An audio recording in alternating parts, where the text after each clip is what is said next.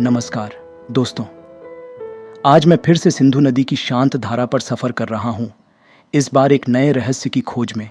चारों तरफ फैली ये भूमि जो कभी एक महान सभ्यता का केंद्र थी, अब भी अपने भीतर कई अनसुलझे रहस्यों को समेटे हुए है।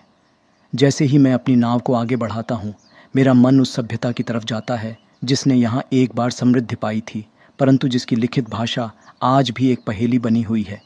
आज मैं आपको सिंधु घाटी सभ्यता की भाषा और लिपि की रहस्यमयी दुनिया में ले चलूँगा, जो आज भी समय के साथ गूंजती है। सिंधु घाटी सभ्यता, जैसा कि हमने पहले देखा, अपनी नगर योजना, जल प्रबंधन और व्यापार में अत्यधिक उन्नत थी। लेकिन जब इस सभ्यता के लोगों को समझने की बात आती है, तो उनकी लिपि एक ऐसा रहस्य है जिसने इतिहासकारों और पुरातत्वविदों को सदियों से उलझा रखा है। हड़प्पा और मोहनजोदड़ो के लोग एक लिपि का उपयोग करते थे, लेकिन वह आज तक पूरी तरह से समझ में नहीं आई। ज़रा सोचिए, एक ऐसी लिखित भाषा जिसे हम देख सकते हैं पर समझ नहीं सकते। जैसे ही मैं नदी के साथ अपनी यात्रा जारी रखता हूँ, मेरी आंखों के सामने उस समय के लेखकों की छवि उभरती है। शायद ये लोग नदी के किनारे या व्यस्त शहर की गलियों में बैठकर मिट्टी की तख्तियों, मोहरों और बर्तनों पर प्रतीक उकेरते होंगे। सिंधु लिपि को हजारों कलाकृतियों पर पाया गया है, मोहरों, बर्तनों और यहाँ तक कि छोटे ताबीज़ों पर भी। फिर भी इसका सही अर्थ कोई समझ नहीं पाया। कुछ कहते हैं कि यह एक आद्य लिपि यानी प्रोटो राइटिंग थी, जबकि अन्य मानते हैं कि यह एक पूर्ण विकसित लिपि थी जिसमें जटिल भाषाई नियम थे। सिंधु लिपि में 400 से अधिक अद्वितीय प्रतीक हैं, जिनमें से अधिकांश सरल और ज्यामितीय रूप में हैं। इनमें पशु आकृतियाँ, मानव आकृतियाँ, अमूर्त ज्यामितीय पैटर्न और कुछ प्रतीत होने वाले संक्षिप्त रूप शामिल हैं। इन प्रतीकों का उद्देश्य क्या था? क्या इनका उपयोग रिकॉर्ड रखने, धार्मिक अनुष्ठानों के लिए या साधारण संचार के लिए किया जाता था? यह वो प्रश्न हैं जिनके उत्तर खोजने में विद्वान सालों से लगे हुए हैं। इस लिपि की एक और दिलचस्प बात यह है कि इसे अलग अलग माध्यमों पर पाया गया है। मोहरे, जिन्हें अक्सर सॉफ्ट स्टोन से बनाया जाता था, का उपयोग व्यापारिक वस्तुओं और सामग्रियों पर मुहर लगाने के लिए किया जाता था।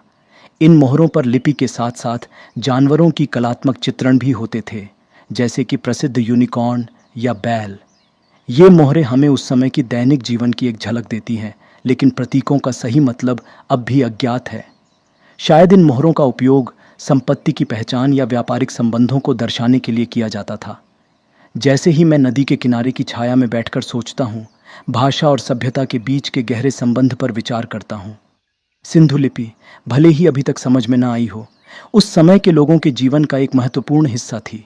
प्रतीकों का उपयोग यह दर्शाता है कि लिखित शब्द का उपयोग केवल संचार के लिए नहीं, बल्कि प्रशासन, वाणिज्य और संभवतः धार्मिक उद्देश्यों के लिए भी किया जाता था।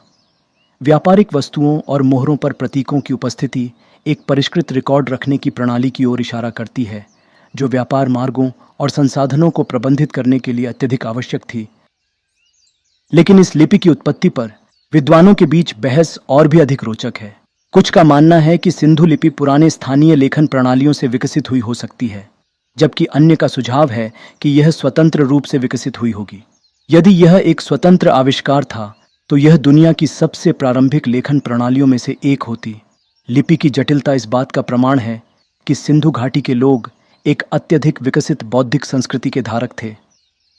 नदी की लहरों के साथ चलते हुए मुझे यह एहसास होता है कि लिखित शब्द कैसे हमें समय के पार लोगों से जोड़ता है। भले ही हम अभी तक सिंधु लिपि का अर्थ न समझ पाए हों, लेकिन इसका अस्तित्व ही इस सभ्यता की प्रगति का संकेत है। सिंधु घाटी के लोग केवल इंजीनियर, व्यापारी या निर्माता नहीं थे, बल्कि वे विचारशील और रचनात्मक लोग थे जिन्होंने लिखित शब्द के माध्यम से इतिहास पर अपनी छाप छोड़ी। यह तथ्य कि यह लिपि अभी तक अनसुलझी है, हमें यह बताता है कि अतीत को समझना कितना चुनौतीपूर्ण हो सकता है। हमने सिंधु घाटी सभ्यता के बारे में बहुत कुछ खोजा है, उनके शहर, उनके जल प्रबंधन तंत्र, उनका व्यापार नेटवर्क, लेकिन उनकी भाषा, उनके संचार का मूल अब भी हमसे दूर है। जैसे ही मैं आगे बढ़ता हूँ, भाषा के महत्व पर विचार करता हूँ। शायद यह लिपि हमें उनके सामाजिक ढांचे, विश्वासों और दैनिक जीवन के बारे में बहुत कुछ बता सके। क्या यह मात्र एक भाषा थी, या फिर उनके विचारों, कला और उनकी पहचान की झलक?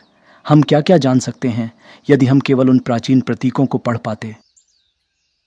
धन्यवाद दोस्तों, हमारे साथ इस सफ़र में शामिल होने के लिए। सिंधु घाटी सभ्यता की भाषा और लिपि की इस पहेली को सुलझाने में तो अभी समय लगेगा, पर अगले एपिसोड में हम व्यापार और वाणिज्य की दुनिया में डुबकी लगाएंगे। सिंधु घाटी केवल एक अलग थलग सभ्यता नहीं थी, बल्कि एक बड़े व्यापारिक नेटवर्क का हिस्सा थी, जिसने इसे दूर दूर के देशों से जोड़ा। मेरे साथ रहिए और जानिए कैसे हड़प्पा और मोहनजोदड़ो के लोग व्यापार के महारथी बनकर प्राचीन मेसोपोटामिया से फारस की खाड़ी तक व्यापार करते थे